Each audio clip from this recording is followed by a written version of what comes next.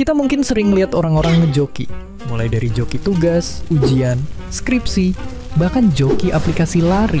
Kalau kita ketik kata ini di sosmed, langsung muncul macem-macem jasa joki yang bisa dibeli.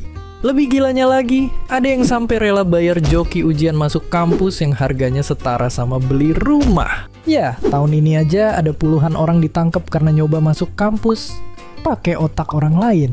Tapi mungkin juga kita nggak kaget-kaget amat, soalnya berita kasus korupsi udah jadi makanan sehari-hari. Ya, rasanya ada banyak banget kecurangan terjadi di sekeliling kita. Tapi pertanyaan besarnya, kenapa?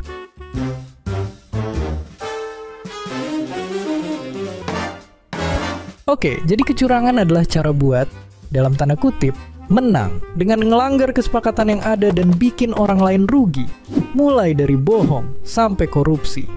Dan ya, bisa jadi kecurangan emang udah jadi salah satu sifat dasar manusia. Ada penelitian yang nunjukin kalau anak-anak bisa bohong tanpa diajarin. Mungkin apalagi kita hidup di masyarakat yang sering curang dan bikin kecurangan seolah wajar. Nah, waktu berbuat curang, otak ngeluarin hormon rasa seneng karena udah berhasil. Di saat bersamaan timbul sinyal rasa bersalah. Tapi biar nggak ganggu, otak langsung nenangin diri, nyari-nyari alasan buat maklumin tindakan ini. Kalau semua lancar, dia bakal nganggep kecurangan sebagai hal yang bagus. Dan lama-lama makin terbiasa. Terus-terusan nyari alasan, makin gak ngerasa bersalah, dan jadi makin jago curang karena udah kebal.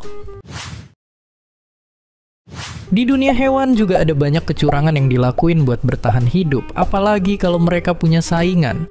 Coba lihat simpanse, yang kadang suka nyembunyiin makanan atau bohong bilang ada ancaman padahal mau ngambil makan. Di mamalia, tingkat kecurangannya bisa beda-beda tiap spesies. Jadi gini, mamalia punya bagian otak yang makin gede proporsinya. Artinya mereka makin pintar, tapi juga makin jago bohong. Punya manusia proporsinya paling besar dibanding primata lain. Dan mungkin inilah yang bikin spesies kita jadi yang terdepan soal akal-akalan.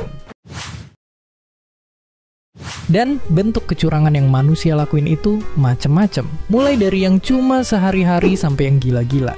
Misalnya mbak-mbak ini yang jadi pelari cewek tercepat di suatu kompetisi maraton.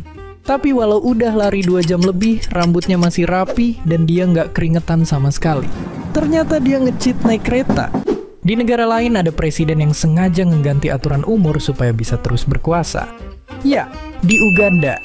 Sampai sekarang dia masih berkuasa. Tapi menariknya, ada penelitian yang bilang kalau individu yang curang ternyata nggak selalu lebih bisa bertahan hidup dibanding yang nggak curang.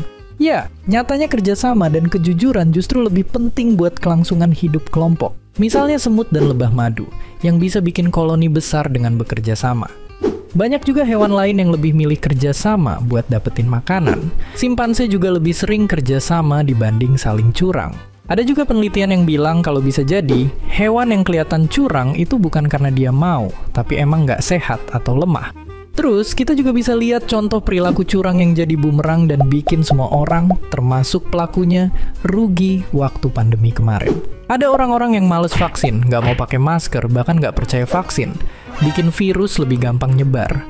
Mungkin kalau nggak ada yang curang, kita bisa keluar rumah lebih cepat. Jadi, meski manusia emang bisa berbuat curang dan itu kelihatan nguntungin, efek jangka panjangnya justru ngerugiin. Bukan cuma buat orang lain, tapi juga buat diri sendiri. Dan ya, jangan sampai kita jadi bagian dari siklus itu. Dan seperti biasa, terima kasih.